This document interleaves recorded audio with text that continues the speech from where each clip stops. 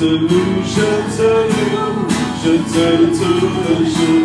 Je t'exalte, jusqu'à la fin des jours. Je te loue, je te loue tout le jour. Et je t'exalte, jusqu'à la fin des jours. Oh, oh, oh, jusqu'à la fin des jours. Oh, oh, oh.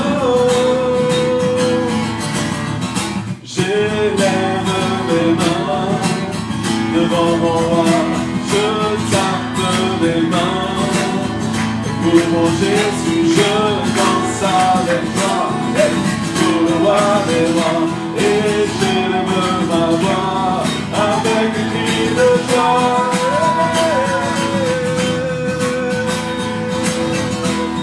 Oh, oh, oh. Je te loue tous les jours. Je t'exalte, jusqu'à la fin des jours. Je te loue, je te loue tous les jours. Et je t'exalte, jusqu'à la fin des jours. Oh, oh, oh, jusqu'à la fin des jours.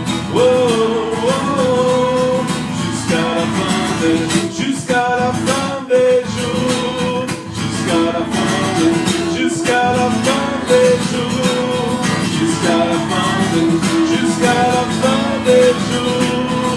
Jusqu'à la fin des jours. Jusqu'à la fin des jours. Oui, je te loue, je te loue tous les jours. Et je t'exalte, jusqu'à la fin des jours. Je te loue, je te loue tous les jours. Et je t'exalte, jusqu'à la fin des jours. Oh, oh, oh, jusqu'à la fin des jours. Oh, oh, oh, jusqu'à la fin des jours. Oh, oh, oh, jusqu'à la fin des jours. Oh, oh, oh, jusqu'à la fin des jours. Yeah. Et Seigneur, nous voulons te louer encore, t'exalter, te donner la gloire, Seigneur. Reçois l'honneur qui t'est dû. Encore ce matin, nous voulons fixer nos yeux, nos regards sur toi. Seigneur, nous voulons décider de te louer, peu importe les circonstances, peu importe ce que nous ressentons. Seigneur, nous voulons dire, mon âme bénit l'Éternel, n'oublie aucun de ses bienfaits. Que tout ce qui respire loue son saint nom. Mon âme bénit l'Éternel, mon âme. Bénis l'Éternel. C'est lui qui pardonne toutes tes fautes, c'est lui qui guérit toutes tes maladies, c'est lui qui tire ta vie de la fosse. Alors mon âme, bénis l'Éternel et n'oublie aucun de ses bienfaits. Nous voulons commander à notre âme ce matin de bénir l'Éternel. Seigneur, nous te louons, nous te glorifions, Jésus. Nous t'élevons. Nous voulons appeler la vie sur ce pays. Nous voulons déclarer ce que toi tu déclares. J'appelle la vie sur ce pays, la bénédiction sur cette nation. J'appelle la vie sur ce pays, la bénédiction sur cette nation. Que le feu de ton esprit embrase l'atmosphère, que la passion pour ton nom anime cette nation.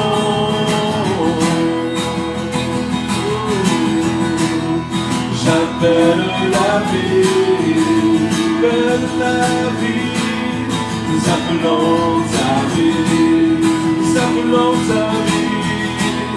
souffle Esprit de Dieu, envahis ce lieu, envahis ce lieu, Esprit de Dieu, envahis ce lieu, Esprit de Dieu, envahis ce lieu, nous t'invitons, envahis ce lieu, oh souffle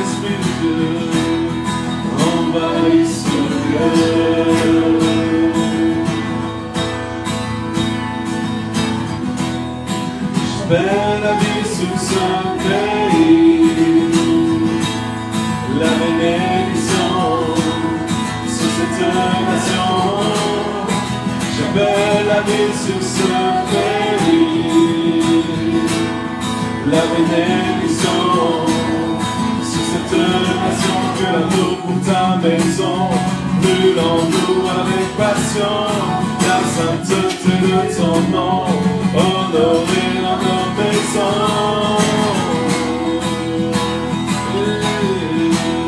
J'appelle la vie, j'appelle la vie, nous appelons ta vie, nous appelons ta vie. Souffle l'Esprit de Dieu, souffle l'Esprit de Dieu, envahisse ce lieu,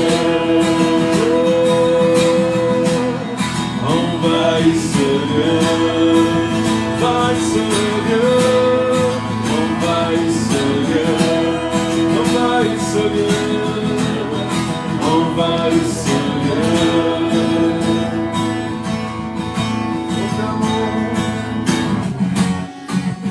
Ce qui fut semé dans les larmes, enfin s'élèvera,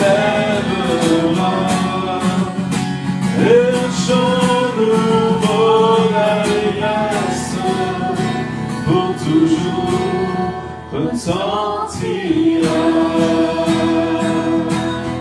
Il retentira, un chant nouveau retentira, le chant nouveau s'élèvera, retentira. Ce qui fut semé dans les larmes, ce qui fut semé dans les larmes, enfin s'élèvera, et un chant nouveau d'allégresse pour toujours retentira. J'appelle la vie, nous appelons ta vie. Souffle l'Esprit de Dieu, envahisse ce lieu. J'appelle la vie, j'appelle la vie, j'appelle la vie, nous appelons ta vie. Souffle l'Esprit de Dieu,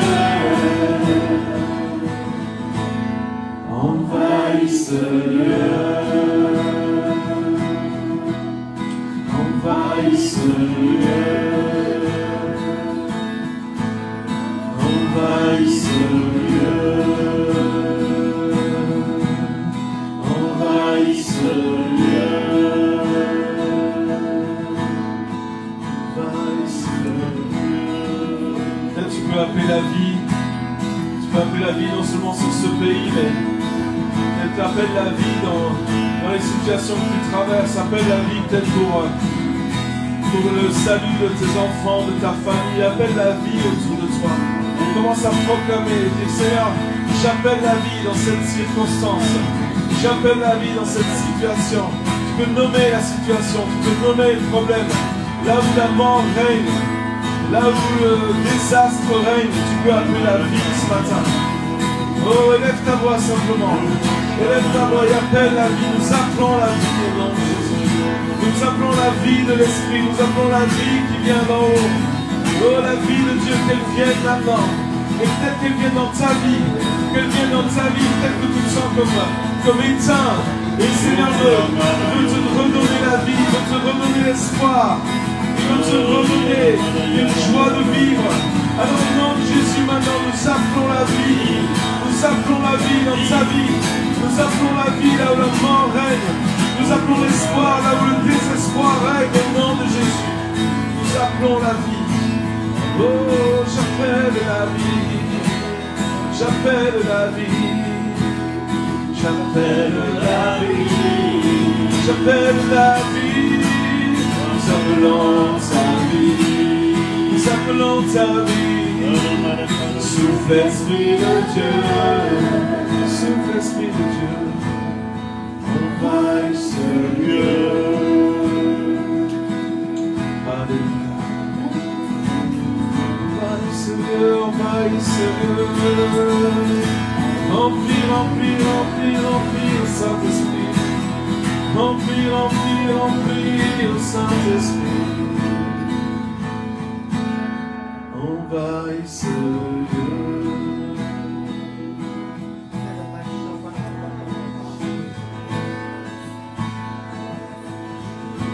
Tu es si merveilleux, étoile du matin,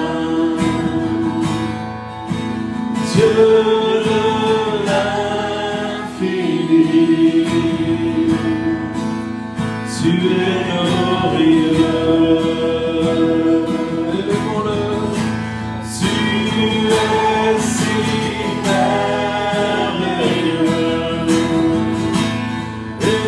étoile du matin, Dieu de l'infini, tu es glorieux. Tu es si merveilleux, tu es si merveilleux, étoile du matin, Dieu de l'infini, tu es glorieux.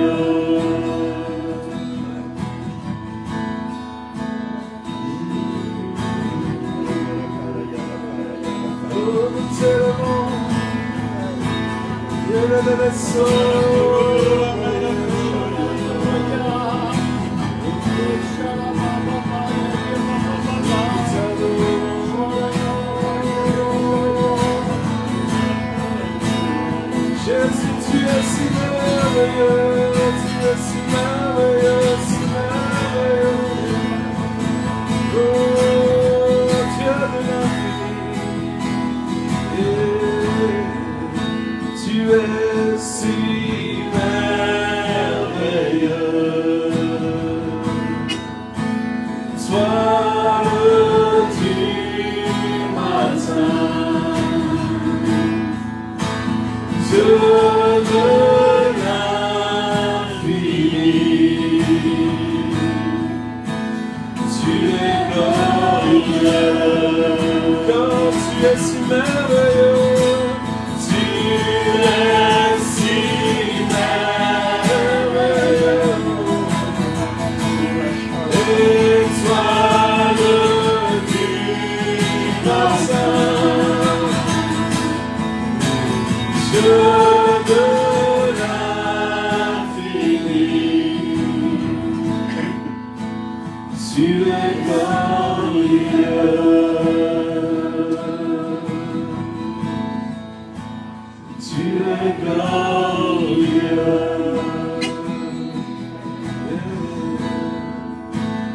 Tu es glorieux. Approche-toi du trône de la grâce ce matin. Approchons-nous avec assurance du trône de la grâce. Et là, devant sa face, dans sa présence,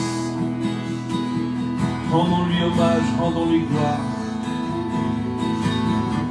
Et là, dans sa présence, pour lui dire qu'il est si merveilleux. Lui qui est l'étoile du matin, celui qui brille de mille éclats. Le Dieu de l'infini, celui qui est, qui était et qui sera. Le Dieu glorieux, plein de gloire, de majesté, de splendeur. Nous voulons lui donner toute la gloire. Seigneur, nous venons devant toi. Nous déposons nos fardeaux au pied de la croix. Tout ce qui nous empêche, tout ce qui nous embarrasse, tout ce qui nous retient de venir dans ta présence, nous les déposons ce matin. Nous choisissons de te louer. Nous choisissons de te donner gloire. Nous choisissons de regarder à toi. Tourne tes yeux vers Jésus. Tourne tes regards vers lui. Lorsqu'on tourne vers Dieu, nos regards, nous sommes débordants de joie. Lorsque tu tournes, lorsque tu prends cette décision de tourner vers Jésus tes regards, alors ton cœur déborde de joie. Tourne tes regards vers lui ce matin. Et laisse l'étoile du matin briller sur toi. Laisse le Dieu de l'infini faire luire sa face sur toi. Ce qu'il veut ce matin, c'est une rencontre avec toi. Il veut te rencontrer. Il veut te rencontrer. Est-ce que tu veux le rencontrer ce matin? Est-ce que tu veux le rencontrer? Alors dis-lui ce matin simplement, dis Seigneur, je veux te rencontrer. Je veux te rencontrer, Jésus. Seigneur, je ne veux pas juste une réunion, je ne veux pas juste chanter des chants, écouter un message. Je veux une rencontre avec toi, Seigneur. Fais-nous savoir, sentir que tu es là. Tu es si merveilleux,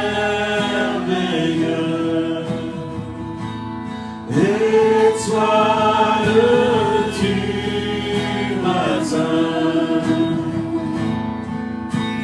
Dieu de l'infini,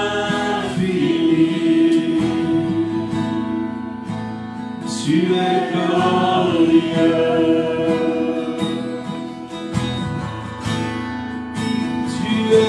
Si merveilleux, étoile du matin, Dieu de l'infini, oui, tu es glorieux.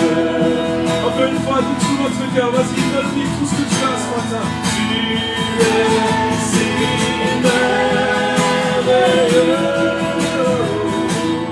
étoile du matin, Dieu de l'infini,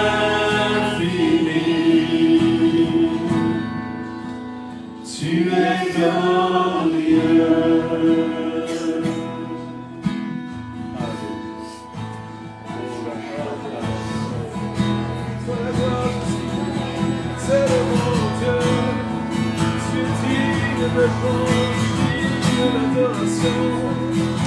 Lève nos voix, élève ta voix.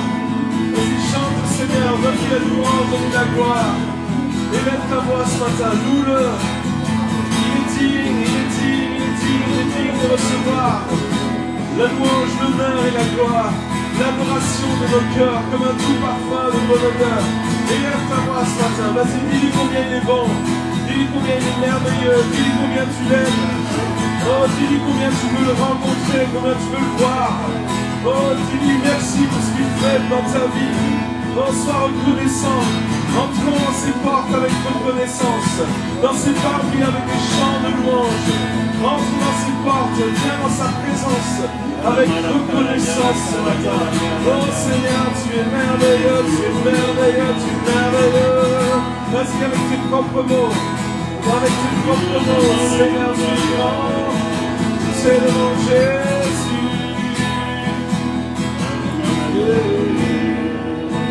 Tu es si merveilleux, Dieu de gloire, Dieu de gloire, Dieu de gloire, Dieu de gloire.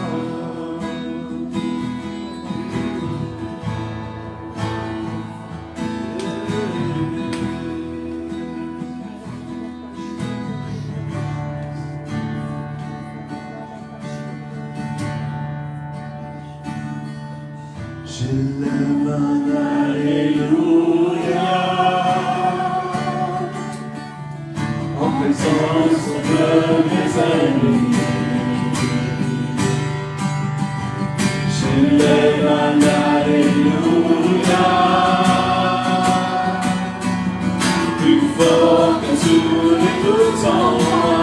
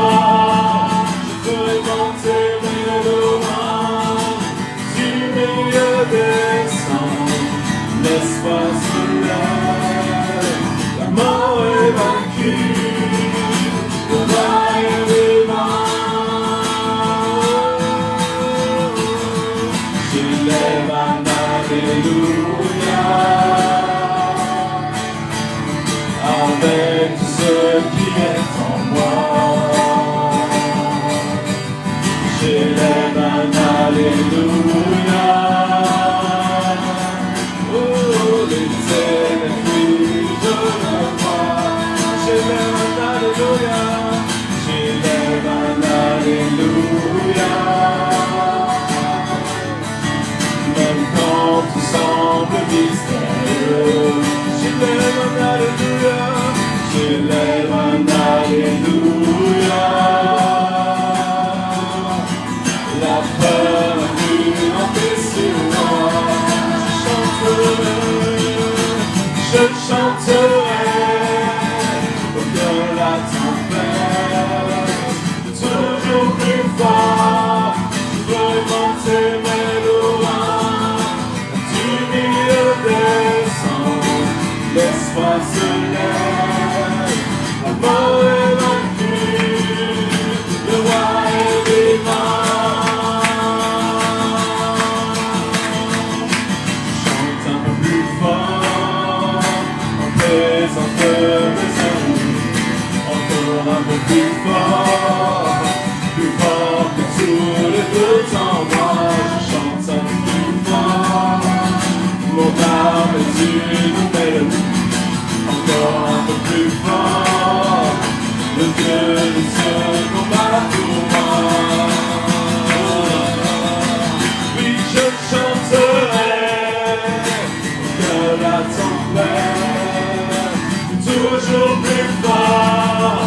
Je peux monter mes louanges du milieu des cendres. L'espoir se lève, la mort est vaincue, le roi est vivant. Oui, je chanterai que la tempête, toujours plus fort. Je veux monter mes louanges du milieu des cendres. L'espoir se lève, la mort est vaincue, le roi est vivant.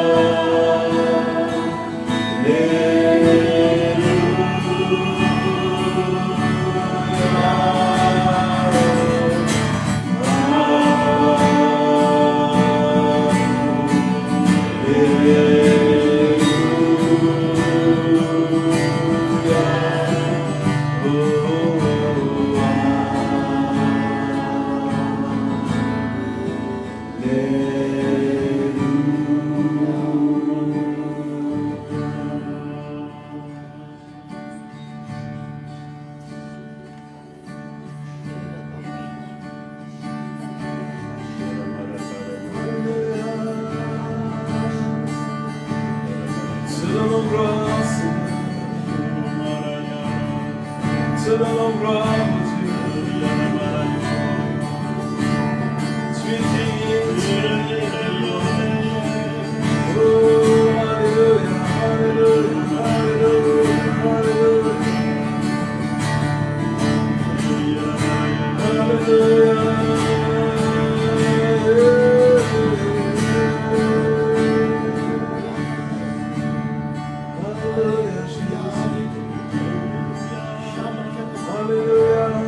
Seigneur, gloire à toi, oh Dieu, gloire à toi, Seigneur, gloire à toi, oh Dieu,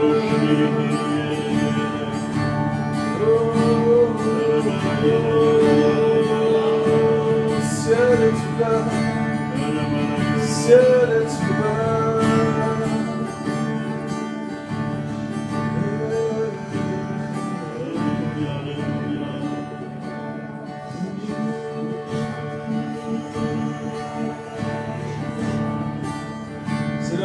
Rassemblés devant toi, devant ton trône.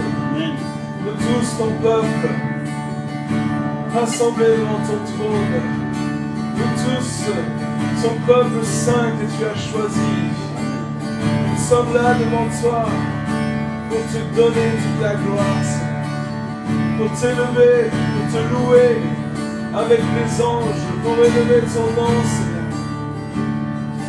Nous tous, ton peuple, nous sommes là pour toi, Jésus.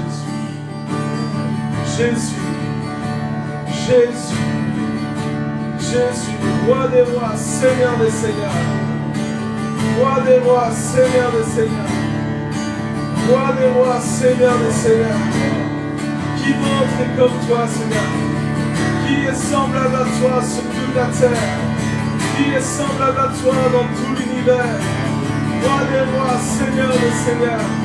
Oh, nous te louons, Jésus. Nous te louons, Jésus. Nous te louons, Jésus. Roi des rois, Seigneur des seigneurs.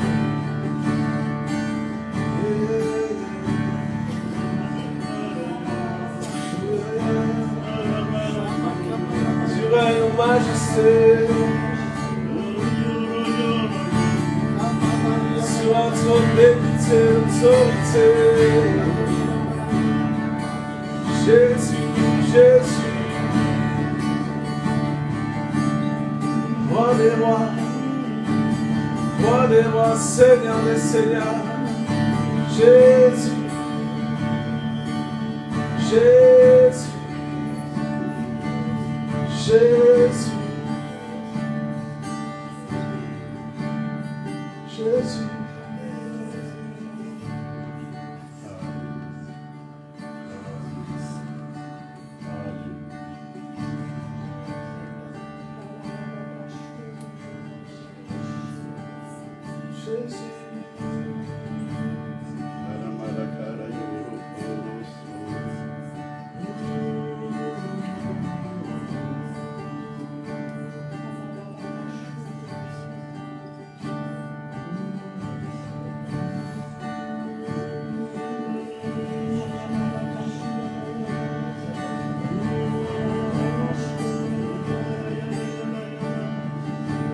Fermons nos yeux un instant. Concentre-toi sur Jésus ce matin.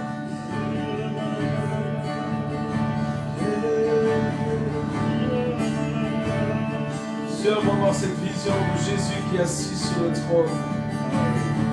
Et Jésus veut te dire ce matin, Seigneur veut te dire ce matin, que c'est lui qui règne. Que c'est lui qui règne. Ne promène pas des regards inquiets. Ne promène pas des regards inquiets. Il est le roi des rois, le Seigneur des seigneurs. Il a tout sous son contrôle. La terre est à Dieu et tout ce qu'elle renferme. La terre est à Dieu, ouvrage de ses mains. Oh, la terre est à Dieu, tout lui appartient. Mais la terre sera remplie de la gloire de l'Éternel, comme la mer couvre le fond des océans. Alors ne promène pas de regard inquiet, mais regarde à Jésus. Il est là sur le trône. il règne. Il règne, il n'est pas juste assis passif, mais il règne. Il règne.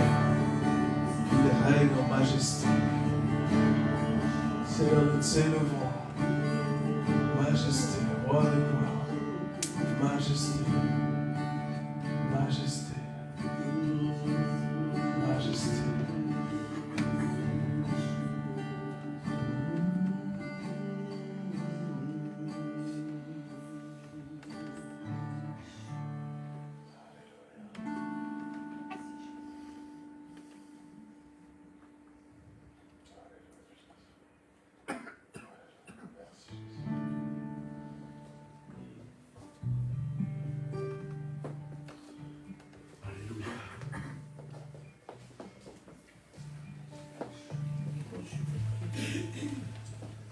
Alléluia.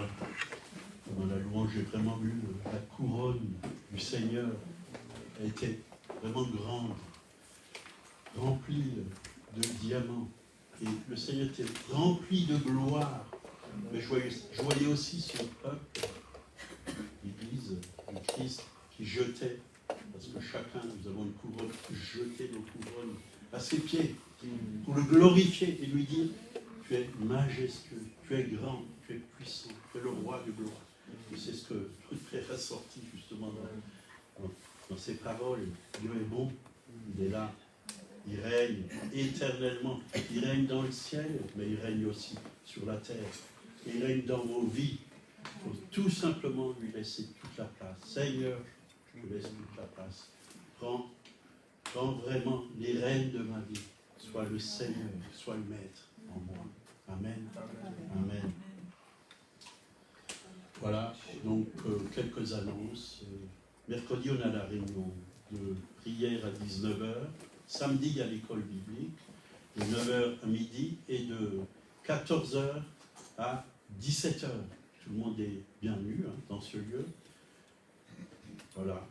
Et on veut encore remercier le couple qui est venu de Belgique, nous bénir, nous encourager. Alléluia.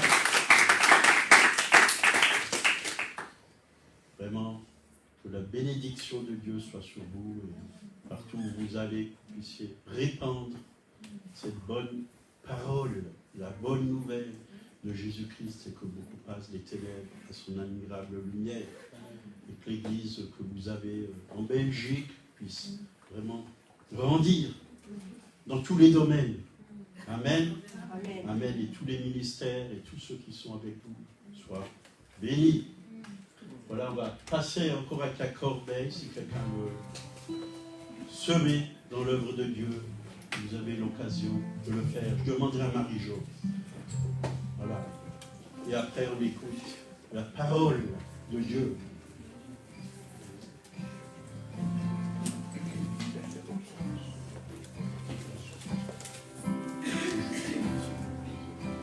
Seigneur, merci pour ces offrandes. Tu les bénis. Qu'elles servent à ta gloire, Seigneur, à l'avancement de ton règne, Seigneur. Que vraiment des âmes soient gagnées à toi, Seigneur. C'est ce que nous te demandons, Seigneur. Merci. Merci de pourvoir aux besoins de chacun et chacune. Comme tu dis dans ta parole, l'or et l'argent sont à moi, dit l'Éternel. Seigneur, tu pourvois pour chacun. Tu connais les besoins de chacun. Tu veux vraiment que chacun soit comblé par toi. Apprends-nous à être des semeurs, des donneurs. Parce que toi, tu nous as tout donné, Seigneur, en Jésus-Christ. Amen.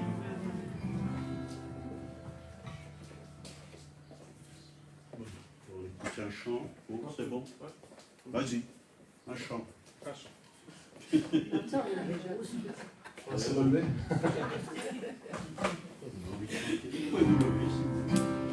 Que le roi de mon cœur soit la montagne où j'accours, la source où je vais boire.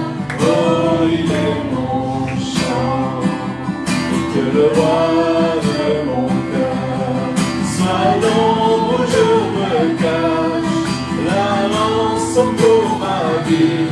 Oh, il est mon chant. Tu es bon.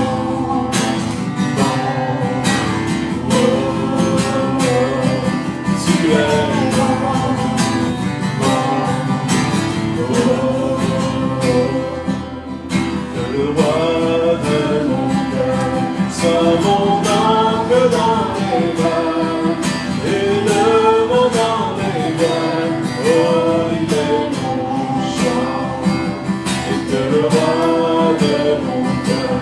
Sois le feu qui brûle en moi, un écho qui se répand. Oh, il est mon chant, tu es bon, bon, bon. Tu es bon, bon, bon. Tu es bon, bon, bon. Tu es bon, tu ne m'abandonneras jamais. Tu ne m'abandonneras jamais. Tu ne m'abandonneras jamais. Tu ne m'abandonneras jamais. Tu es bon, bon, bon. Tu es bon, bon, bon. Tu es bon, tu es bon, tu es bon. Il est bon.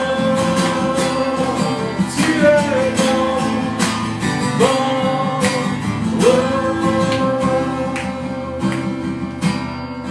Dans la nuit, Satan et me retient. Dieu est mon soutien. Tu es bon, bon,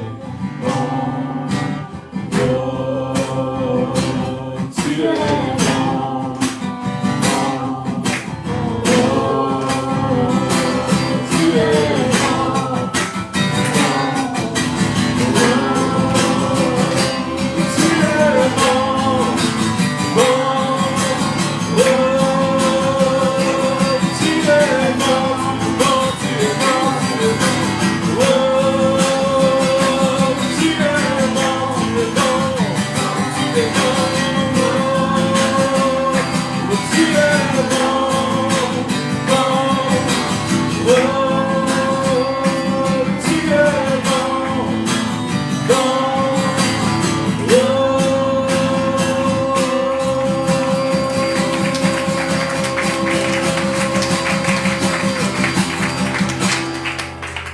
Alléluia. Amen. Amen.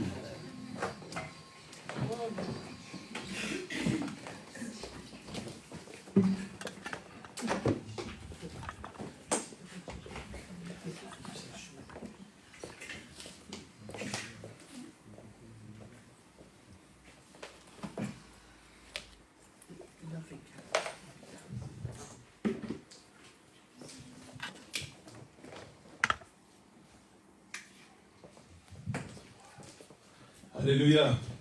Dieu est bon. Bon. Dieu est bon. Amen. Vous êtes vivants, les Français? Oui. Et les Belges? Ouais, les Belges sont toujours vivants. Les frites, elles sont mangées. Pas de bol. Elles ont cru qu'elles s'en tireraient, mais non. Ok, comme d'habitude, je vais faire quelques annonces. On a plusieurs ouvrages là dans le fond. Il y a un livre que j'ai écrit qui s'appelle la pensée de la semaine.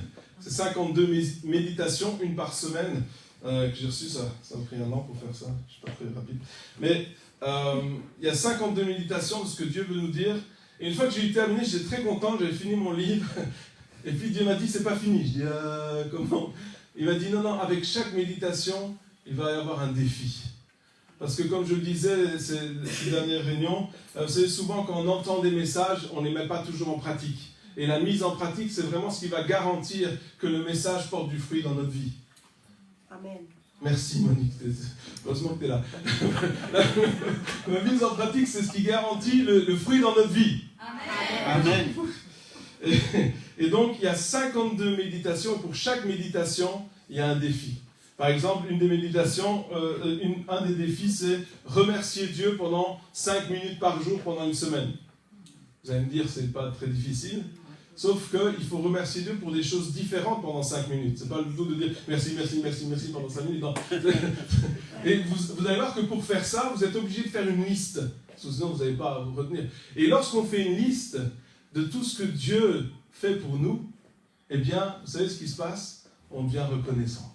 Parce que ce ne sont pas les personnes joyeuses qui sont reconnaissantes, c'est les personnes qui sont reconnaissantes, qui décident d'être reconnaissantes avec ce qu'elles ont, qui deviennent heureuses. Amen. Compte les bienfaits de Dieu, mets-les tous devant tes yeux et tu verras en adorant combien le nombre en est grand. Et souvent, on se souvient de ce qu'il n'y a pas, on sait ce qu'il n'y a pas, mais on ne se souvient pas de tout ce que Dieu a fait pour nous. Et lorsque tu commences à remercier Dieu pour tout ce qu'il a fait, tu deviens une personne reconnaissante. Est-ce que tu préfères être une personne reconnaissante ou une personne râleuse? Reconnaissant. Messieurs, mesdames, vous préférez être marié à quoi? Un râleur ou à quelqu'un qui est reconnaissant? Reconnaissant. C'est une vraie question. Oui. Donc voilà, il est disponible au prix de 10 € et on prend les cartes. Alors, on a aussi des CD d'enseignement. Ici, par exemple, celui-ci, c'est sur la patience. Non, on ne va pas le vendre celui-là. Qui aimerait être patient? Qui aimerait être patient tout de suite? Voilà, ok, mais vous avez besoin d'acheter ce CD. Et normalement, ils sont à 5 €, mais aujourd'hui, on les fait tous à 2,50 €. Wow, 50%. Wouh, c'est les promos, là. Et puis, ma fille a fait des signets, parce que vous allez acheter des livres, et du coup, il faut un marque-page. Hein, c'est obligé. Et donc, on a les marque-pages, et ils sont pris de 1 €. C'est ma fille qui fait les dessins, qui met les passages bibliques derrière. Et voilà, je pense que ça peut vous bénir. Elle veut acheter une voiture et aller au Japon, et c'est 1 € le signet, et c'est avec ça qu'elle va acheter, donc il faut en vendre. Hein. Il faut en vendre, achetez-en 2000. On fera un prix de gros. Ok. Alléluia. Alors, durant ce week-end, on a parlé de notre autorité en Christ. On a commencé avec parler sur l'identité, parce que si on ne sait pas qui on est, on ne sait pas quelle autorité on a. On a continué à parler sur la parole de Dieu, l'autorité de la parole de Dieu, sur la foi. Et ce matin, on va terminer avec la fin du titre, c'est notre autorité en Christ. Et bien le dernier, c'est en Christ. Et aujourd'hui, je vais parler du fait d'être en Christ, et c'est quoi être en Christ, et pourquoi c'est tellement important. Et j'aimerais qu'on prenne un texte dans Luc chapitre 9 et versets 1 à 5. Et Jésus, il rassemble les 12 disciples, d'accord, et il leur donna puissance et autorité. Donc ça, c'est ce qu'on a vu, il nous donne l'autorité sur tous les démons, avec la puissance de guérir les malades. Et il les envoya prêcher la réalité du royaume de Dieu et guérir les malades. Et il dit, ne prenez rien pour le voyage, leur dit-il, ni bâton, ni sac, ni pain, ni argent. N'ayez pas de tunique. Dans quelque maison que vous entriez, restez-y. Et c'est de là que vous partirez. Et si les gens ne vous reçoivent pas, sortez de cette ville et secouez la poussière de vos chaussures en témoignage contre eux. Donc, on voit que Jésus envoie ses disciples. On connaît bien ce passage, n'est-ce pas? Seulement, il y a des détails de ce texte, du contexte, en tout cas qu'on ne connaît pas bien. La première chose, c'est que moi, je me suis toujours dit, s'il a envoyé les disciples, c'est que les disciples étaient prêts. Seulement, ce qu'on ne réalise pas, c'est que quand Jésus a envoyé les disciples, ce n'était pas après les 3 ans où Jésus était avec eux. C'était au début. Ce n'était pas à la fin de la formation. Souvent, si on est en formation dans quelque chose, une fois qu'on arrive vers la fin de la formation, c'est à ce moment-là qu'on fait des stages, n'est-ce pas, pour avoir de la mise en pratique, pour avoir de l'expérience, etc. Mais ici, dans le contexte historique, c'est pas à la fin, quand ils étaient prêts, ou presque, parce que même quand ils étaient presque prêts, ils n'étaient pas encore prêts, mais c'était quand ils savaient encore rien. Ils avaient vu quelques miracles de Jésus, ils avaient vu quelques trucs, mais ils ne connaissaient pas vraiment encore comment ça marche. Et là, Jésus les envoie. D'accord? C'est la première chose. La deuxième chose, moi je me suis toujours dit, je ne sais pas pour vous, mais moi, quand je lis ce texte, je me suis dit, Jésus, il les a envoyés pendant un week-end ou une semaine, tu vois. max. Mais au fait, si on regarde historiquement le contexte, c'est plusieurs mois qu'ils sont partis. Intéressant. C'est plusieurs mois. Alors, je ne sais pas pour vous, mais si, lorsque vous partez en voyage, vous prenez quoi avec vous? Une valise. La moitié de votre maison, non? La voiture. La voiture, le plus possible. Vous avez tout, n'est-ce pas? Vous avez la trousse, vous prenez tous les médicaments, vous prenez, je ne sais pas moi. Moi, une fois, on a des gens, une fois, on a reçu des jeunes Américains chez nous, des adolescents. Ils étaient venus pour un camp, ils étaient quoi, une dizaine, je crois. Je ne sais pas où on les a mis, mais enfin, ils étaient dans la maison. Et ils arrivent à la maison et on passe à table et tout, ils ne mangent pas. Enfin, le lendemain, ils ne mangent pas. Les jeunes, ces gens-là. Au fait, ils avaient pris avec eux plein de bonbons, plein de chips, plein de trucs, plein de cochonneries. Parce qu'ils s'étaient dit, ben, on ne va pas aimer la nourriture européenne, du coup, on va prendre avec eux. Donc non seulement ils avaient pris les vêtements et tout le bazar, mais ils avaient pris la nourriture avec eux. Et nous, quand tu voyages, tu prends le plus possible. Et là, Jésus, vraiment, il va et il est en train d'aller à l'encontre de tous les principes. Non seulement il les envoie sans expérience, c'est pas cool, non? Non? Tu ferais, toi, quelque chose? Je sais pas, c'est comme si, imaginons, tu vas dans une école pour apprendre la mécanique auto, imaginons. Et là, tu as fait 3 semaines de cours. Et là, les gars, ils disent, maintenant, tu vas dans un garage et tu vas réparer une voiture. Tu vas dire, attends, je sais à peine c'est quoi les pièces. C'était vraiment ça. Ce que les disciples ont dit, ils nous envoient déjà. Et ensuite, ils ne nous envoient pas pour 5 minutes. Et puis, non seulement, alors, imaginez un peu vous imaginez un peu la pression ou pas? Vous imaginez la pression? Est-ce que vous iriez, vous? Non. C'est pour ça qu'on dit que les disciples, ils étaient jeunes. Hein, ils étaient jeunes, les disciples. Ils n'avaient pas... réfléchissaient pas à tout, heureusement. Et ils avaient la pression. Et non seulement ça, mais ensuite, Jésus les envoie prêcher la réalité du royaume de Dieu. Et là, les disciples, ils doivent se dire, j'en connais un petit peu, mais pas grand-chose quand même. Et ensuite, il met une pression supplémentaire. Il dit, maintenant, vous allez chasser les démons. Et guérir les malades, rien que ça. Et ils ont dû se dire, mais c'est toi qui fais ça. Nous, on est là pour apprendre. Nous on ne sait pas faire encore. Et ensuite, parce que c'est pas assez, il continue. Et il leur dit, vous n'allez pas prendre de bâton. Pourquoi il dit bâton? Vous savez ce que ça représente, des bâtons? Le bâton, c'est un symbole d'autorité. Et Jésus, il est en train de dire, je vous donne l'autorité, ne prenez pas le bâton. Ne prenez pas l'autorité. Mais au fait, ce qu'il était en train de dire, c'est, je vous donne mon autorité, ne prenez pas votre autorité. Et on ne peut pas parler de notre autorité en Christ sans parler de en Christ. Le but, c'est pas de dire, j'ai mon autorité. Non, c'est, je travaille avec l'autorité de Jésus. Jésus était en train de dire, cette autorité, vous n'allez pas emporter votre autorité. Aucune autre autorité que celle qui vient de Christ. Parce que si j'utilise une autorité qui n'est pas celle de Christ, je n'aurai pas les résultats.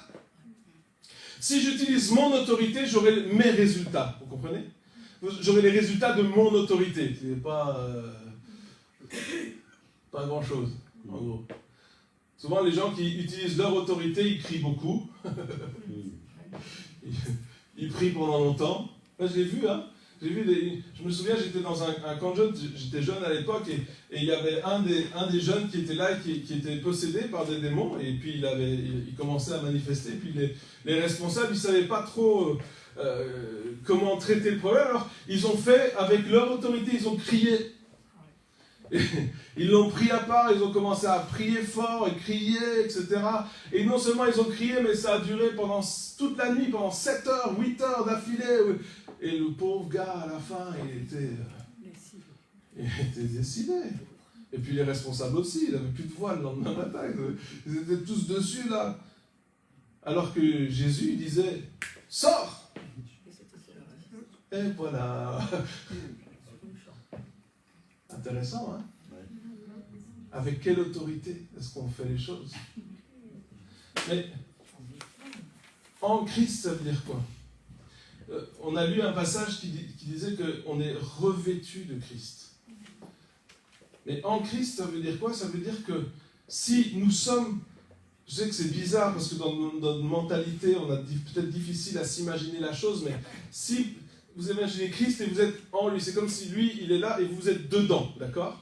Dans Christ. En Christ, c'est ça. Je sais que c'est bizarre pour nous, mais c'est ça, c'est en Christ. Ça veut dire quoi? Ça veut dire que quand Jésus bouge, on bouge. C'est plus nous, c'est lui. Et donc Jésus, il dit, ne prends pas ton bâton. Et l'autorité, vous savez, le bâton, c'est un signe d'autorité, mais il servait aussi à aider pour la marche. Quand tu fais des longues marches, c'est chouette d'avoir un bâton, hein, pour un peu... Et là, il est en train de dire, mais tu ne vas pas t'appuyer sur toi, sur ce bâton-là. Tu vas t'appuyer sur moi. Qu'est-ce que Jésus est en train de dire? Il est en train de dire à ses disciples, devenez dépendants. Ah, je sais, c'est un mot qu'on n'aime pas beaucoup. Nous, on aime être indépendants. Non. Moi, je fais ce que je veux. Il n'y a personne qui me dit ce que je dois faire. Moi, je suis indépendant, je ne suis pas dépendant. Et moi, je peux me débrouiller tout seul.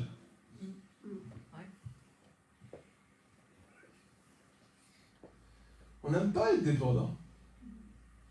Si tu es dépendant du gaz, je ne peux pas aller par là, mais... On n'aime pas être dépendant. On préfère être indépendant. On préfère pouvoir dire, ok, moi je vais faire les trucs. D'ailleurs, dans plusieurs églises, on a appris à être indépendant de Dieu. C'est-à-dire que Dieu vienne dans la réunion ou pas, c'est pas grave. On a notre programme, on a déjà tout qui est pris. Il peut venir s'il veut. On l'invite, écoute Seigneur, si tu veux, tu peux venir, mais si tu viens pas, c'est pas grave. On fait la réunion sans toi. Non? C'est triste. C'est triste, mais c'est la vérité. On a tout un programme, on a tous des feux d'artifice et tout ce que tu veux. Tu veux des émotions, on va t'en donner des émotions. Moi, je veux pas des émotions, moi, je veux Jésus. C'est un autre sujet. Premier, pas de bâton. Ensuite, il continue, il dit, ne prenez pas de sac. Pas de valise. Oh. Oh, bon, pas de valise. Mais c'est quoi le sac? Le sac à dos, ça renvoie à nos expériences passées que nous avons tendance à porter comme un poids sur notre dos. Nous laissons notre passé, nous devons laisser notre passé derrière. Pourquoi? Parce que notre passé, il influence ce que nous pensons. Notre passé, il influence ce que nous allons faire. Est-ce que vous avez déjà raté dans certains domaines? Oui.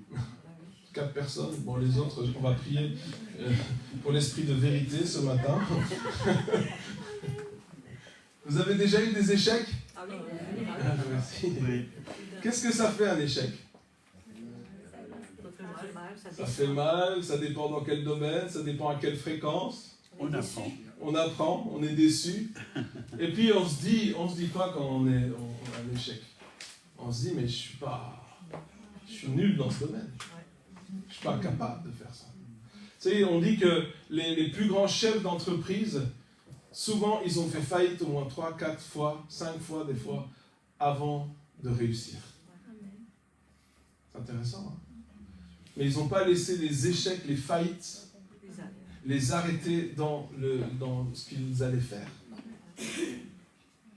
Et nous, souvent, on laisse les échecs et on se dit « Ah, mais j'ai essayé de faire ça. » J'avais un ami, lorsqu'on était à l'école biblique, Dieu l'appelait à prêcher. Et puis, dans son église locale, ils étaient vraiment super encourageants, puis il l'encourageait à prêcher, donc il a commencé à étudier la Bible. Et puis, un jour, est venu le temps où il allait faire sa première prédication. Il était tout content, il avait tout préparé. Et puis, il arrive devant le public, et puis là, trou noir. Paralysé. Cerveau éteint. Mémoire balayée. Ils ont vidé le disque dur, il n'y avait plus rien. Formaté complètement. Et là, gros échec. Il n'y avait plus rien. Il a essayé, il n'y avait plus rien. Il est parti se rasseoir.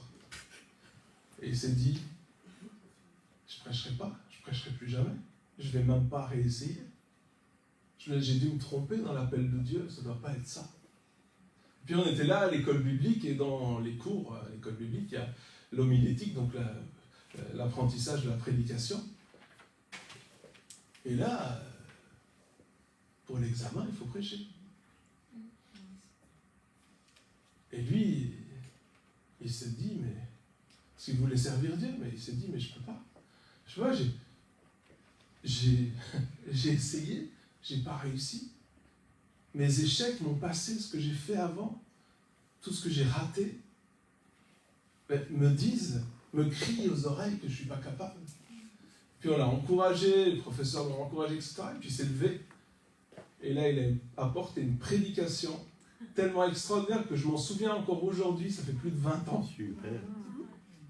Je me souviens de ce qu'il a dit. C'est quand même impressionnant, non? Donc une prédication qui m'a tellement marqué, alors que son histoire, c'était « je ne peux plus le faire ». Et vous savez, quand Jésus, il te dit « tu ne prends pas de sac avec toi, tu ne prends pas de sac à dos, tu ne prends pas ton passif, ton histoire, tes échecs, tes réussites aussi. Tout ça, tu les laisses de côté. » Paul, il a dit à un certain moment, il a dit « tout ce que j'ai, ma connaissance, mes diplômes, le fait que je sois hébreu, que je sois juif, le fait que j'ai étudié avec Gamaliel, le fait que j'ai toute cette connaissance, tout ce que je considérais avant comme un gain, je le considère maintenant comme de la boue, comme des poubelles, comme des ordures. Parce que, à cause de la supériorité de la connaissance de Jésus-Christ. Et toutes ces choses-là, sur lesquelles je me reposais, mes diplômes, c'est fini. C'est comme des poubelles pour moi. Vous avez des poubelles chez vous? J'aimerais vous poser une question. Lorsque vous avez des invités à la maison, et que vous leur montrez la maison, est-ce que vous allez vers les poubelles en disant, regardez, ça sent bon. Ça c'est mes poubelles, tu veux sentir? Est-ce que vous faites ça, vous? Non. Non. Et pourquoi est-ce qu'on est toujours en train de parler de nos diplômes, de nos machins, Ouais. Bon, ok, donc ça c'est gratuit, hein, c'est gratuit. Mais des fois on devrait se remettre en question, dire mais sur qui est-ce que je m'appuie vraiment? Sur moi, sur mes échecs, sur mes réussites, ou sur Jésus? On continue. Bon, bâton, pas de sac, ok, bon, ça va. Alors maintenant, là j'aurais pas été d'accord avec Jésus. Il a dit, tu prends pas de pain. Pas de bouffe. Ça, c'est pas cool. Pas de nourriture. C'est bon, il prenait toujours un pain pour le voyage. Et là, il dit, mais tu prends pas de nourriture, pas de pain avec toi. Pas de nourriture. Pas de sac, d'accord, mais pas de nourriture. Mais qu'est-ce que je vais manger? Vous savez, ça se voit quand même que je... Bon appétit. Je sais ce que c'est que manger. Mais pourquoi pas de pain? Parce que Jésus, c'est lui notre pain de vie. C'est lui notre pain de vie. C'est lui qui nous nourrit. C'est l'Esprit de Dieu qui nous inspire ce que nous devons dire. Ce que les gens, ils ont besoin d'entendre, c'est des paroles de vie. Hein, il y a une histoire dans la Bible, c'est intéressant. À un certain moment, il y a la famine. Et vous savez, c'est l'histoire avec les 4 lépreux là, qui vont dans le camp de l'ennemi, et puis l'ennemi il s'en va. Mais avant, il est dit, c'était Bethel, et il n'y avait pas de pain à Bethel. Et Bethel, ça veut dire la maison du pain. Et il n'y avait plus de pain à la maison du pain. C'est quand même intéressant. Il n'y avait plus de pain à la maison du pain. Là où devrait y avoir du pain, il n'y avait plus de pain. Et le fait, c'est que nous devons dépendre de Dieu parce que ce que nous apportons, ce n'est pas juste des paroles. Ce que nous apportons, c'est des paroles de vie. Est-ce que vous faites la différence peut-être entre une conversation banale et une conversation où quand tu sors de cette conversation, tu te dis « ça m'a vraiment édifié ». Qu'est-ce que ça m'a fait du bien. J'ai parlé avec telle et telle personne et franchement, je sors de là et ça me redonne envie de prier, ça me redonne envie. Il y a des personnes comme ça avec qui on parle. Hein, et une fois que tu as fini de parler avec cette personne-là, tu te dis « ah, moi, je vais prier plus aujourd'hui. Je vais chercher plus la face de Dieu aujourd'hui. » Parce que c'est des conversations qui te donnent la vie. Et il y a des personnes comme ça qui sont autour de toi, des personnes qui sont autour de nous et qui ont besoin de la vie. Et ils vont vous poser des questions. Nous, on a souvent des conversations avec des personnes, des conversations qui ont l'air banales, mais qui sont des conversations où Dieu va apporter la vie. Où Dieu va te dire, dis ce mot-là. Ah, tu le dis, et puis là, la personne dit, oh, j'ai une question justement par rapport à ce mot-là. Ah, ça tombe bien, j'ai des réponses pour toi. Je me souviens, on était dans une assemblée il y a quelque temps où on était allé là et ces personnes-là, ils ne croient pas vraiment au don de l'esprit, ils ne croient pas à la prophétie, etc. Et donc je suis là, et puis Dieu il commence à me donner des paroles.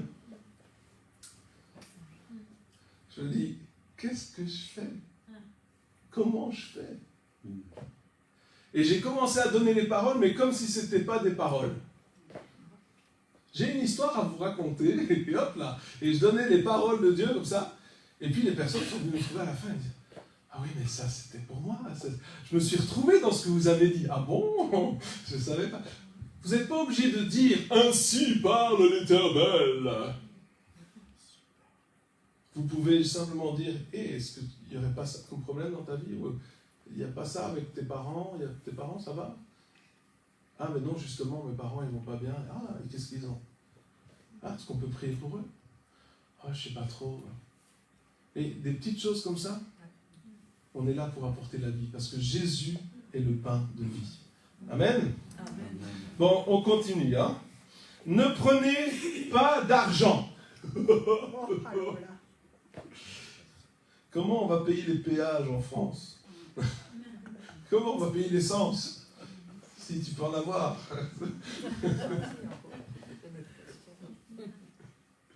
Comment est-ce que je vais faire ?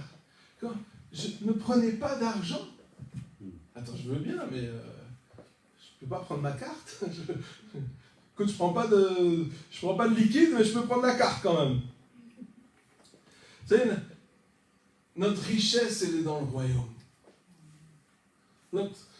Il y en a beaucoup aujourd'hui, d'ailleurs la Bible en parle, ils disent qu'il y a des personnes, même des ministères, la Bible dit qu'ils ont pour Dieu leur ventre. C'est-à-dire que tout ce qu'ils font, c'est pour avoir des sous. Il y a des personnes aujourd'hui, que ce soit, c'est malheureux, mais c'est comme ça, il y a des personnes qui manipulent pour essayer d'avoir le plus d'argent possible. Et ça, c'est d'un côté au niveau du ministère, mais de l'autre côté, on a des hommes et des femmes, des chrétiens, qui ont tellement peur de manquer, qui ne vont pas donner d'offrande, qui ne vont pas supporter l'œuvre de Dieu. Il y a tellement cette peur du manque, de dire, ah oui, mais si je donne l'argent, alors j'en aurai plus. Non, avec Dieu, c'est pas comme ça que ça marche. Il est le Dieu qui pourvoit, il est le Dieu qui multiplie. Amen. Vous savez, nous on vit de l'évangile. Depuis 5 ans, on est à temps plein au ministère, on vit de l'évangile. Et vous savez, c'est quoi le Covid ? Non ? Bon, je voulais que je vous explique. Vous savez ce qui s'est passé au début du Covid ? Tout était fermé. Et nous, on voyage. Et s'il n'y a pas d'endroit, il n'y a pas d'offrande. S'il n'y a pas d'offrande, il n'y a pas de sous. S'il n'y a pas de sous, il n'y a pas de nourriture. S'il n'y a pas de nourriture, c'est une mauvaise humeur. Et la pandémie commence. Et nous, on ne fait pas des appels ou des trucs comme ça, on fait pas. Alors, je respecte ça, je trouve que c'est bien, mais Dieu nous a dit à nous de ne pas le faire. C'est pas que c'est pas bien, d'accord? C'est juste qu'on a la conviction de ne pas le faire, c'est tout. Et donc, on ne fait pas nous-mêmes, Ida et moi, on ne fait pas des lettres pour essayer de... On ne fait pas ça. Donc, on s'est dit, Seigneur, c'est toi qui pourvois. Et vous savez quoi? Il a pourvu. Et, je ne sais pas comment. Et un jour, je parlais à ma mère, elle dit, tu sais quoi, on vient de recevoir un don de 1 000 € pour vous. Je dis, ah ouais, waouh, c'est super. Et je dis, et ça vient de qui? Elle dit, bah, une telle personne, tu la connais? Non. Tu sais c'est qui? Non. Aucune idée. Je regarde dans mes contacts, je ne sais jamais parce que j'oublie souvent les noms, rien. Je regarde dans mes amis Facebook, rien. Je ne sais pas.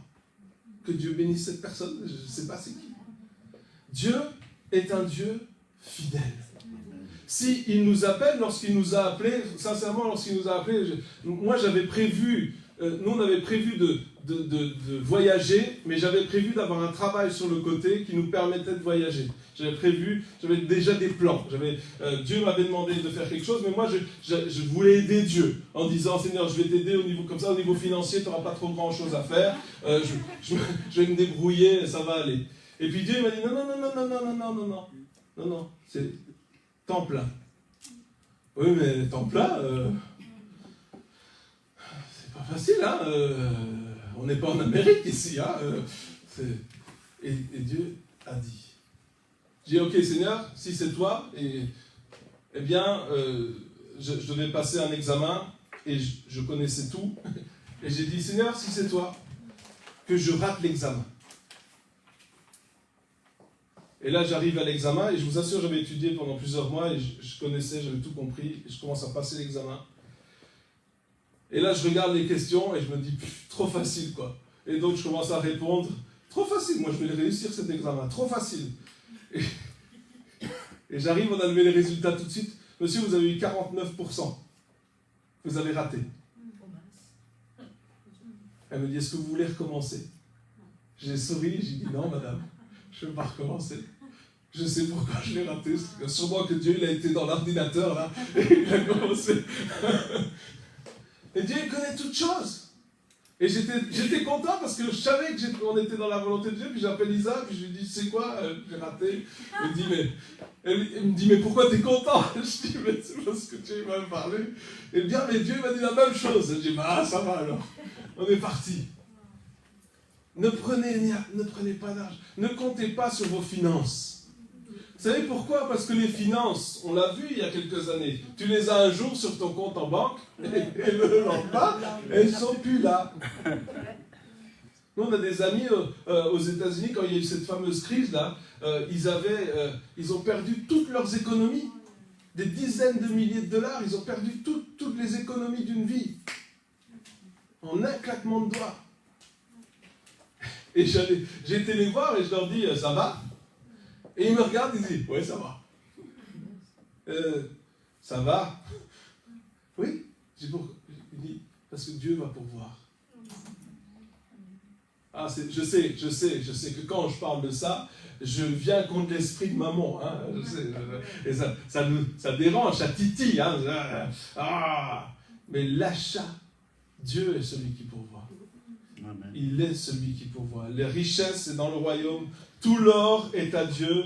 C'est lui notre trésor. L'or et l'argent lui appartiennent. Nous avons tout pleinement en lui. Okay? Donc ne t'inquiète pas. Bon, on continue, ça va? Et n'ayez pas deux tuniques. Pas de vêtements de rechange. Ça devait sentir, hein?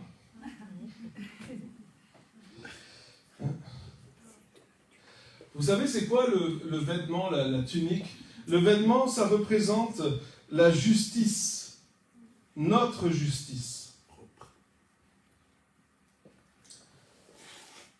Vous savez, souvent, on croit que on a besoin de prouver les choses.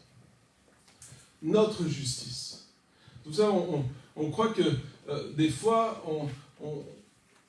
on doit absolument regagner, être juste devant Dieu. C'est-à-dire qu'on est juste, on a une idée bizarre de la justice des fois pour nous.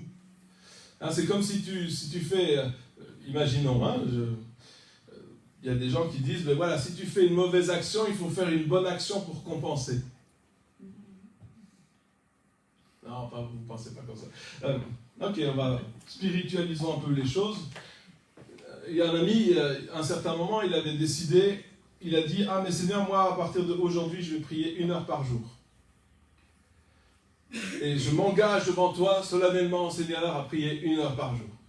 3-4 premiers jours, première semaine, pas de problème, 1 heure par jour. Et puis, la deuxième semaine arrive, et là, il a tellement de boulot, qu'il y a un jour, il arrive qu'à prier 45 minutes. Et là, il dit à Seigneur, Seigneur, c'est pas grave, c'est 45 minutes, mais demain, je fais 1h15. Au bout de la deuxième semaine, il avait déjà quelques heures de retard. Au bout du premier mois, il avait 1 semaine de retard. Et à chaque fois, il essayait de rattraper. Il essayait de rattraper les heures qu'il n'avait pas passées. Vous voyez de quoi je parle? Et qu'est-ce qu'il faisait? Il faisait sa justice. J'ai décidé que c'était comme ça, je vais faire comme moi j'ai décidé, parce que je vois les choses d'une certaine manière, je comprends les choses d'une certaine manière, et je vais aller selon mes principes, selon ma justice. Mais c'est Dieu qui est notre justice. Et peut-être que les gens, lorsque tu vas commencer à parler de Jésus autour de toi, ou quand tu vas commencer à faire des choses pour Dieu, ils vont arriver, ils vont te dire, mais pour qui tu te prends, toi? T'es qui? Pour qui? T'as un diplôme? T'as un diplôme de prédicateur? Non. Hein? Est-ce que t'as une carte de pasteur? Non. T'es qualifié, toi. Est-ce que t'es reconnu par l'association internationale de... Non? Non. Non, bon. Mais alors, tu peux pas. Tu peux pas. Ou alors, lorsque tu vas commencer à prier pour un malade, il y a une voix dans ta tête qui va te dire, tu te prends pour qui? Tu crois vraiment qu'il va guérir ou ça va pas ou quoi? Non. Ça marchait du temps de Jésus. C'était du temps des apôtres. Maintenant c'est fini. Dieu ne guérit plus. C'est terminé. Puis, est-ce que Dieu veut vraiment le guérir? Est-ce que c'est la volonté de Dieu? Bla bla bla bla. Ce truc-là. Mais toi, tu n'as pas la puissance pour guérir. C'est ce que tu peux répondre. Tu as raison, je n'ai pas la puissance pour guérir. Mais au nom de Jésus, c'est pas en mon nom, c'est pas avec ma justice, c'est pas avec mon autorité, c'est pas avec ma justification. Je n'ai rien à prouver, c'est Jésus. Amen. Je suis en Jésus. Que tu m'aimes ou que tu m'aimes pas, je m'en fous. C'est Jésus. C'est Jésus qui agit. C'est Jésus qui est ma justice. Et c'est ça que Jésus était en train de dire aux disciples. Et ensuite, il les envoie, il leur dit, ben voilà, si on ne vous reçoit pas, tu secoues la poussière de tes pieds, ça veut dire au fait que tu vas de l'avant, écoutez bien, sans regret et sans amertume, sans non-pardon. Parce que souvent on dit, ah mais tu secoues le jugement de Dieu. Oui, mais en fait, le fait c'est d'aller de l'avant et sans amertume. C'est-à-dire qu'il y a des gens qui vont accepter et il y a des gens qui vont refuser. Il y a des gens qui vont être transformés et il y a des gens qui vont te détester. C'est comme ça. Croyez-moi, c'était comme ça. Et nous, il y a des personnes, ils ont été complètement transformés. Des gens qui sont du dehors, totalement vie changée, radicalement. Et puis il y en a d'autres, ils ne peuvent plus nous flairer, quoi. Ils peuvent plus nous voir en pâture. Si on arrive, ils changent de trottoir. S'ils pouvaient nous écraser lorsqu'ils passent en voiture, ils le feraient. Enfin, il faut vite s'écarter. Ils ne peuvent pas. Mais la Bible nous dit, Et Jésus dit, c'est pas grave. Continue. Va de l'avant, tu leur pardonnes. Pas de regret. Tu vas dire, ah mais je comprends pas pourquoi il n'a pas. Non, non, non. Fais ce que Dieu te demande de faire. Et c'est pour ça qu'il parle de chaussures, parce que les chaussures, ça devient une image de la bonne nouvelle dans laquelle nous marchons, alors que nous expérimentons sa paix. Les chaussures, ça représente le fait qu'on continue d'avancer. Et ça, c'est extraordinaire. Vous savez, il est dit que lorsque le peuple de Dieu était dans le désert, leurs vêtements ne se sont pas usés, les chaussures non plus. C'est cool, hein, ouais, ça fait des grosses économies. Hein. Ça coûte cher, les chaussures. Ça fait des grosses économies. Mais ils étaient là, Dieu a pourvu à leurs besoins continuellement. Vous imaginez un peuple des centaines de milliers de personnes dans le désert. Le désert, il n'y a rien, hein, c'est pas si, hein. Et Dieu, il a pourvu encore et encore. Parce que tout d'un coup, tu réalises que quand tu deviens dépendant, c'est la meilleure chose qui peut t'arriver. Moi, je me souviens d'une histoire d'un ami à moi, puis il était parti, je ne sais plus dans quel pays, visiter une église. Et il arrive dans l'église et il y a tout le monde qui est... ils sont assis, pas en cercle, mais en espèce de carré, comme ça, ils sont assis, ou en rectangle plutôt. Et tout le monde est assis.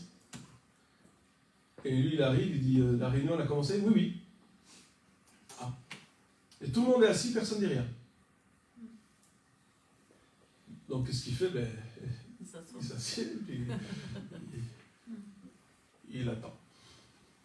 Et puis, 15 minutes, 20 minutes passent. Il dit, la réunion a commencé? Oui, la réunion a commencé. Ah. Donc, il demande à la personne à côté, il dit, qu'est-ce qu'on fait? Et il lui répond, on attend que le Seigneur se manifeste et qu'il nous dise ce qu'on doit faire, comment on doit faire les choses avant de commencer. Ah, ils disent, la réunion qu'ils ont vécue, c'était juste extraordinaire. Parce que Dieu s'est manifesté. Mais ils étaient dépendants de la présence de Dieu. Et nous, on ne fait rien sans la présence de Dieu. On veut être dépendant de sa présence. Vous savez, des fois, lorsque j'en parle dans le livre sur le culte personnel, vous savez, des fois, on est là et on passe du temps avec Dieu, on passe du temps en prière. Et des fois, en Belgique. Pas en France, certainement pas en Alsace, certainement pas. Mais encore moins à Colmar. Certainement pas. Et encore moins dans l'église de Sommer. C'est vraiment... Mais il y a des personnes en Belgique Ah oui. qui, lorsqu'elles prennent du temps pour prier, ça ressemble plutôt à Seigneur, blablabla, blablabla, je lis ma Bible 5 minutes, ok, amen, et Dieu il est là. Je ne peux pas en placer une. Que Dieu soit là ou pas dans ton temps de prière, on a appris à se contenter de quasi rien. Mais ce n'est pas ce que Dieu a pour nous. Ce n'est pas ce que Dieu veut. Dieu ne veut pas que tu te contentes de rien. Dieu veut que tu deviennes dépendant de lui. C'est pour ça que Jésus il a dit, vous devez devenir comme des petits-enfants. Les petits-enfants, ils sont vrais, tout ce qu'on veut, mais les petits-enfants, ils sont dépendants. Un bébé, si tu ne lui donnes pas à manger, est-ce qu'il dit, bon ok ça va, je m'en occupe, je vais aller au magasin chercher du lait? C'est baby boss. Baby boss. Est-ce qu'il va faire ça le bébé? Qu'est-ce qu'il va faire si tu ne lui donnes pas à manger? Il va pleurer. Il va pleurer déjà, t'éclater les oreilles, les tympans, te prendre la tête, et après, il va mourir.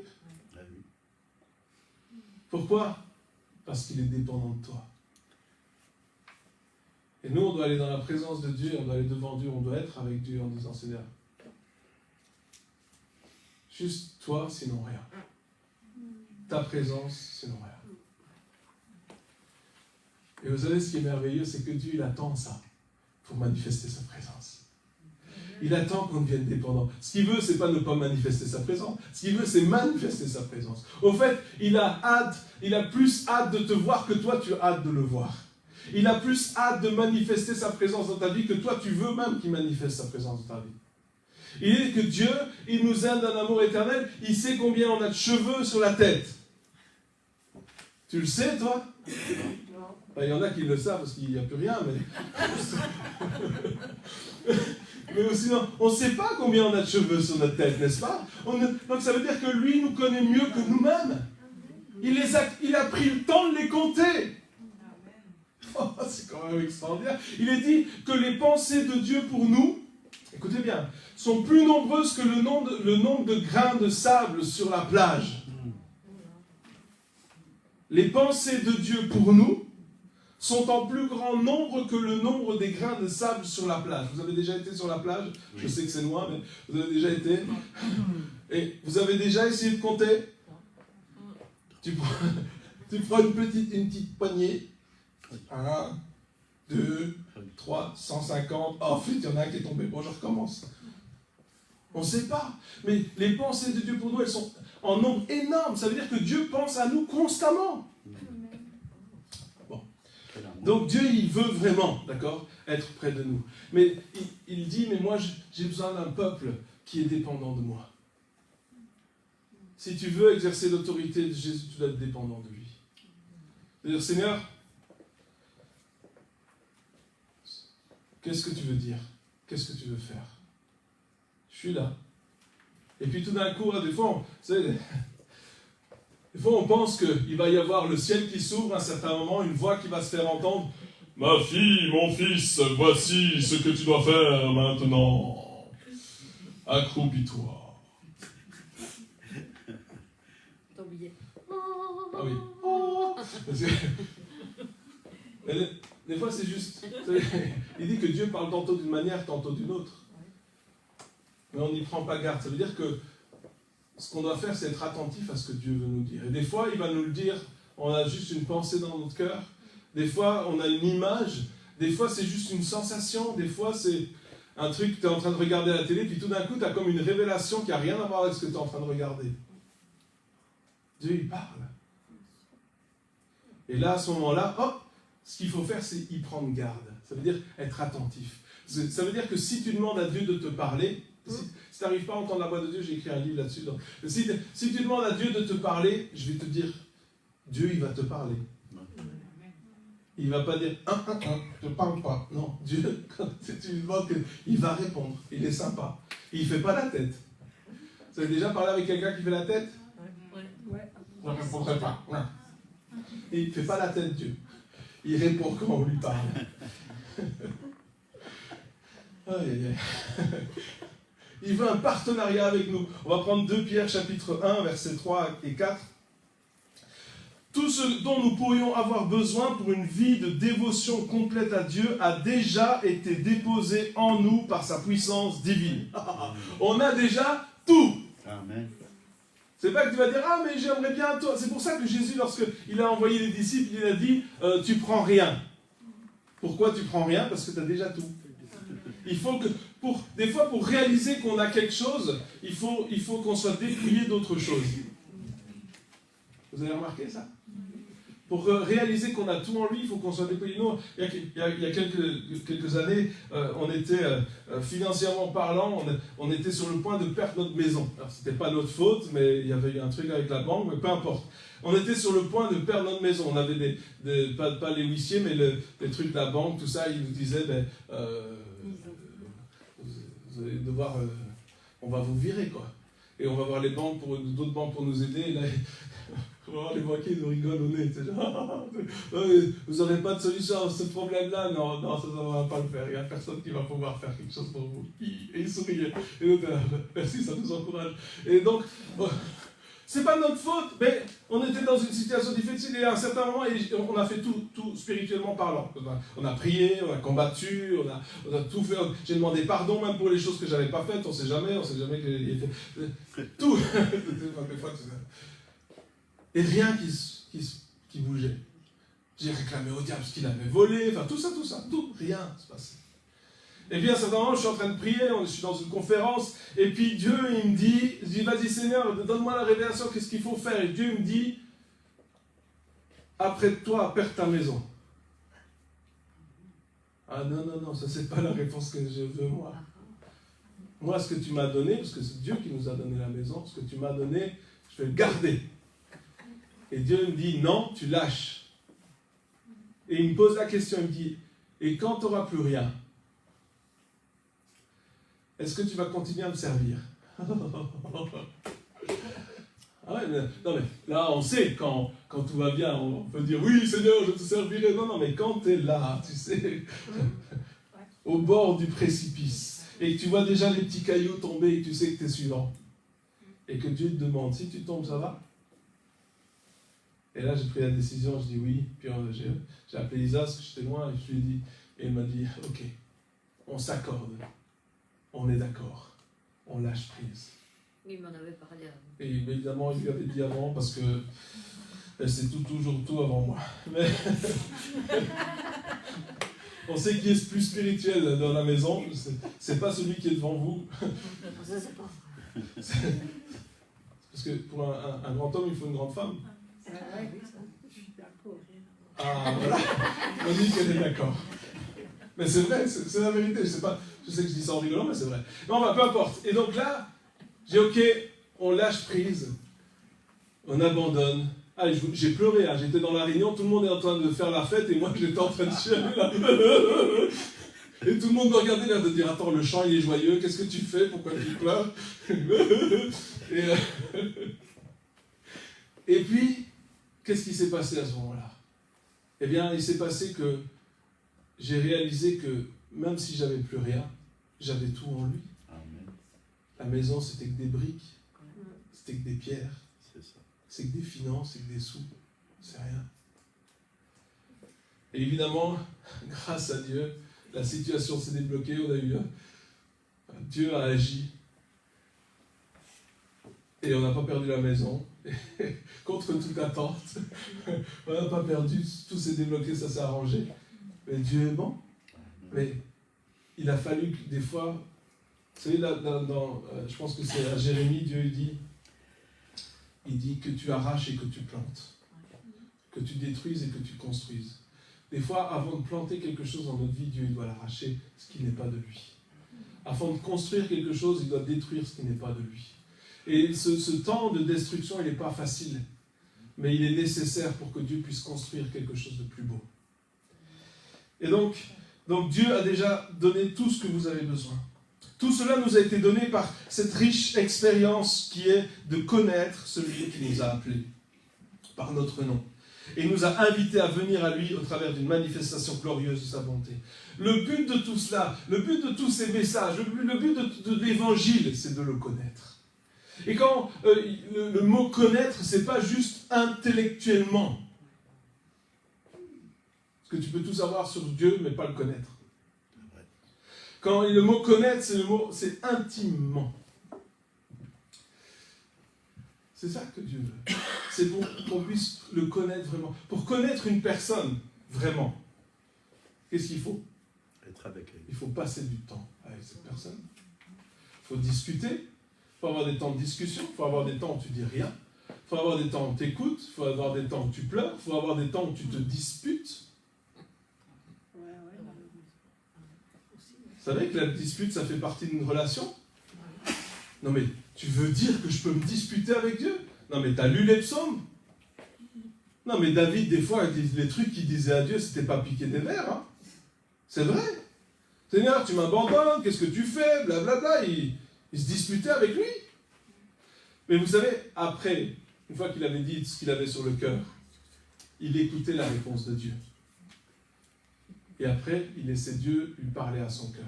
Il ne faut pas avoir peur de dire à Dieu ce que tu penses. Si ça ne va pas, tu ne vas pas dire à Dieu que ça va.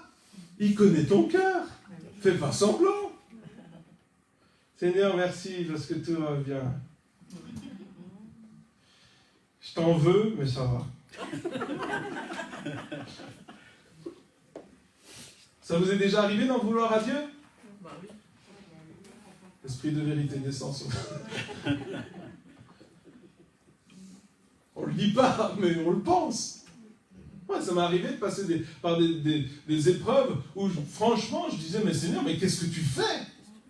Mais qu'est-ce que tu as fait? Ou pourquoi tu n'as pas fait? Je ne comprends pas. Soyons vrais avec lui. Mais une fois que tu es vrai, c'est pas fini. Hein. Écoute sa réponse. Sinon, on dit tout ce qu'on a à dire et puis on s'en va. Non, non, non, attends. Il y a l'étape d'après qui est d'écouter ce que Dieu a à te dire. Et donc, on est invité à venir près de lui. En conséquence, il vous a donné de magnifiques promesses qui surpassent n'importe quel prix, afin que grâce à la puissance de ces énormes promesses, vous puissiez expérimenter un partenariat avec la nature divine, par laquelle vous avez échappé aux désirs corrompus qui sont du monde. Un partenariat avec la nature divine. Nous sommes appelés à être partenaires. Et c'est extraordinaire parce que le partenariat avec Dieu, il consiste en quoi ? Dieu, il agit et nous, on regarde. C'est Dieu qui fait les choses. Nous, on laisse agir Dieu au travers de nous. C'est ça, un partenariat. On ne va pas avec notre propre force, avec notre propre autorité, avec notre propre puissance. On est en partenariat avec lui. On arrive, on regarde ce qu'il fait et puis on suit le mouvement. Et j'entendais le témoignage de plusieurs, d'un prophète. Et un prophète, il disait à un certain moment, il était dans une grosse conférence et puis il n'était pas censé parler, mais on l'invite sur la scène pour dire bonjour. Et puis là, il est sur le point de dire bonjour et puis Dieu lui dit, maintenant tu vas dire que, il y avait 10 000 personnes, je sais pas, Dieu lui dit, tu vas dire à cette rangée-là, il y a 6 ou 7 personnes qui souffrent de diabète dans les 2 rangées. Et donc, il dit, là, 2 rangées, il y a 6 ou 7 personnes qui souffrent de diabète. Est-ce que c'est vrai? Boum, tu as 7 personnes, je pense, qui se lèvent. Est-ce que vous vous connaissez? Non. Je vais vous dire quelque chose que vous savez, quelque chose que vous ne savez pas. Ce que vous savez, c'est... Et il commence à dire le nom des personnes, tout ça, la date de naissance, tout le bazar. Et puis après, ce que vous ne savez pas, c'est que Dieu veut vous guérir. Au nom de Jésus, sois guéri. Bam, bam, bam, ils sont guéris. Et puis tout d'un coup, le prophète, il raconte, il est en train de voir ça. Et puis, il voit une lumière, comme un éclair. Et il prend son doigt et il suit l'éclair et hop, il s'arrête. Là où l'éclair s'arrête, il dit, et toi aussi, Dieu veut te guérir. Complètement de l'autre côté de la salle. Et la prière du monsieur, c'était, Seigneur, si tu m'aimes, tu veux me guérir aussi. Et qu'ils le disent que tu veux me guérir. Et là, le prophète a dit, j'ai vu une lumière, j'ai juste suivi. Et après, j'ai dit, toi, avec le veste de cuir, je sais quoi. Et le gars, il était instantanément guéri. Qu'est-ce que le prophète a fait? Alors, moi, quand je vois ça, c'est génial. Mais qu'est-ce qu'il a fait finalement? Il a juste suivi le mouvement. Et vous savez ce qui nous empêche souvent d'obéir à Dieu, je vous dis ça, c'est que on a peur de se tromper. Et si je me trompe? Ou l'autre grand, on a peur du qu'en dira-t-on? Qu'est-ce que les gens vont penser de moi? Moi, je me souviens, j'avais déjà raconté, mais un jour, j'étais en train de faire la louange. J'allais faire la louange, et puis Dieu me dit, tu vas faire la louange en tournant le dos au public. Et je dis, mais Seigneur, mais ça va pas. Bon, ça se fait pas. Et en plus, j'avais tout un groupe avec moi. Et je leur dis à votre corps, écoutez, on va tourner le dos au public. Ils me regardent, l'air de dire, toi, mon grand, il y a quelque chose qui ne tourne pas rond, je sais pas. Et je m'étais dit, mais Seigneur, mais pourquoi?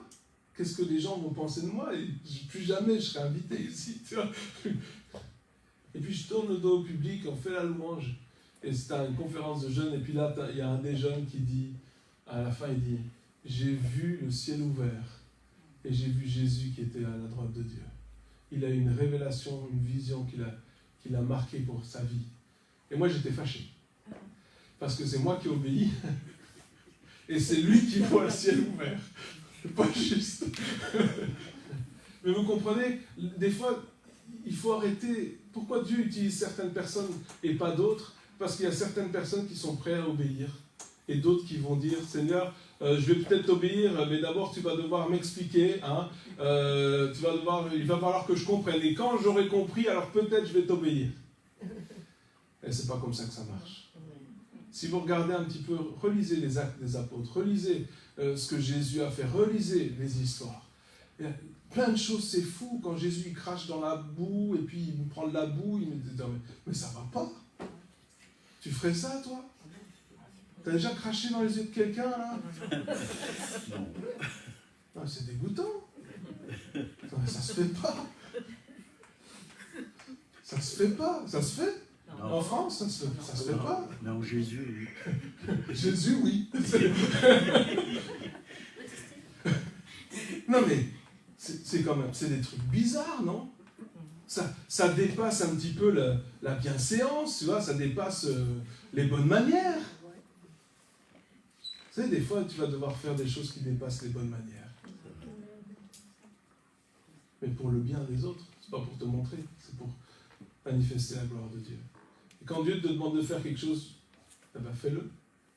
Et je vais te dire, et si tu te trompes, ben tu te trompes. Tu auras appris un petit peu plus. Ça arrive. On va tous se tromper. On va tous faire des erreurs. C'est pas grave. Si tu te trompes, tu te trompes. Et alors? C'est la fin du monde. Ta réputation va en prendre un coup. J'aimerais te dire, la réputation à certains moments, tu sais, il ne reste plus grand-chose. Donc au point où on en est, hein? Autant aller jusqu'au bout. Autant aller jusqu'au bout. Ça, les disciples, quand ils sont... Moi, j'imagine un petit peu les gens qui voient les disciples arriver. Pas de bâton, pas de deuxième vêtement, pas de nourriture, pas d'argent, rien. Imagine le village qui voit des disciples 2 par 2 arriver comme ça, sans rien. Et ils se disent, mais c'est des SDF. Mais quoi, c'est vrai? C'est des SDF, les mecs, ils ont rien. C'est même pas des voyageurs. Les voyageurs, ils avaient un bâton, les voyageurs, ils avaient du pain, les voyageurs, ils avaient de l'argent, mais ils n'avaient rien. Déjà, juste le fait qu'ils arrivent, ça les dérangeait. Et puis, ils commencent à prêcher le royaume de Dieu. Et après, ils disent, ok, amenez les malades. Non, mais je ne vais pas amener les malades vers un SDF. Mais qu'est-ce qui s'est passé? Contre toute attente, ils ont eu des fruits. Et ils sont revenus à Jésus, ils étaient tout contents. Ils disaient, mais les malades, ils sont guéris. Les aveugles y voient, les boiteux marchent, les démons sont chassés, c'est extraordinaire. Et Jésus dit, réjouissez-vous plutôt que votre nom est écrit dans le livre de vie. Mais là, ils étaient tout contents parce qu'ils ne s'attendaient pas à avoir du résultat. Et c'est ça aussi, des fois, nous, lorsqu'on fait les choses, on ne s'attend pas forcément à avoir du résultat, mais on est étonné par ce que Dieu nous dit de faire. Et c'est ce que Dieu veut. Il veut un partenariat, il veut une fusion. Jésus a dit qu'il soit un comme nous sommes un. On veut être un, afin que eux aussi soient en nous. C'est ça, ce que Dieu veut, c'est cette unité, une fusion. Afin qu'on puisse prier selon ce que l'Esprit nous dit de faire. Et j'aimerais terminer avec un passage qu'on a déjà lu dans les dernières réunions, enfin dans une des réunions qu'on a eues, mais qui va avec cette histoire-ci. Donc, Jésus leur avait dit, vous ne prenez rien, d'accord? Et là, dans Acte 3, au chapitre 3, versets 6 à 8, hein, l'histoire du boiteux de naissance, Pierre lui dit, qu'est-ce que Pierre dit au boiteux de naissance qui est à la porte, hein? Il dit, je n'ai ni argent, ni or, ni argent. Ça fait référence à ce passage qui dit, tu ne prends pas d'argent avec toi. Il avait retenu la leçon, Pierre. Il avait retenu la leçon, il avait retenu, je vais te dire un truc, il n'y a rien de moi. Mais j'ai une chose, l'autorité que Jésus m'a donnée. Au nom de Jésus, lève-toi et marche. On connaît l'histoire. Il s'est levé et ça leur a créé plein de problèmes. Ils ont été persécutés à cause de ça. Mais il a retenu la leçon. Il a dit, ok, j'ai décidé maintenant de devenir dépendant de Dieu. Et ce mot en Christ, si je peux résumer, c'est vraiment ça, c'est de dire, Seigneur, dans ma vie, fermons les yeux un instant. Et peut-être tu peux demander à Dieu ce matin. Tu vas te dire, Seigneur, mais quels sont les domaines dans ma vie où j'ai été indépendant? Quels sont les domaines dans ma vie? Montre-moi, Seigneur, les endroits où je me suis dit, si tu es là, c'est bien, mais si pas, je peux me passer de toi. Peut-être que c'est tes finances, peut-être que c'est ton travail, ton avenir, ce que ta réputation. Et même dans le travail, même dans un travail séculier, tu peux demander à Dieu d'être avec toi et de t'inspirer. Tu peux dépendre de Dieu. Et moi, je vous le dis, et c'est la réalité, tu vas arriver à des endroits où il n'y a rien qui fonctionne, et juste le fait que de ta présence va faire que les choses vont se débloquer. Quels sont les domaines dans ta vie? Parce que souvent on dit, Seigneur, je suis dépendant de toi pour tout ce qui est spirituel, mais pas pour ce qui est matériel. Pas pour la vie de tous les jours, j'ai pas besoin de toi, Seigneur. Pour ma vie spirituelle, oui, mais pour ma vie de tous les jours, j'ai pas besoin de toi. Si c'est ton cas ce matin, si vraiment tu le désires, tu peux peut-être demander pardon à Dieu pour cette attitude. Et tu peux dire, Seigneur, je te demande de m'aider à devenir dépendant de toi. Allons plus loin que juste écouter un message ce matin. Et demandons à Dieu de redevenir dépendant de lui, complètement dépendant de lui.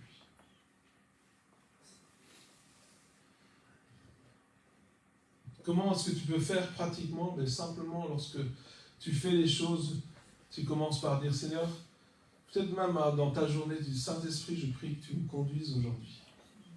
Saint-Esprit, aide-moi à être attentif à ta voix, aide-moi à être attentif à ce que tu veux me dire. Ouvre mes yeux pour que je puisse voir les choses.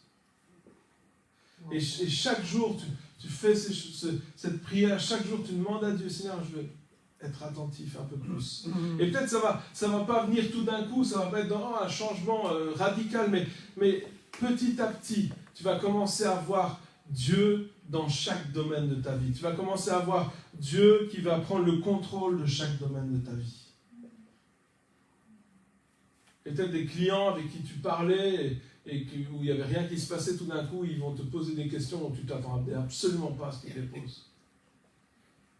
Et Dieu, à ce moment-là, va te donner le courage, la force de répondre, pas avec des belles théologies ou de belles théories, mais avec sa parole à lui.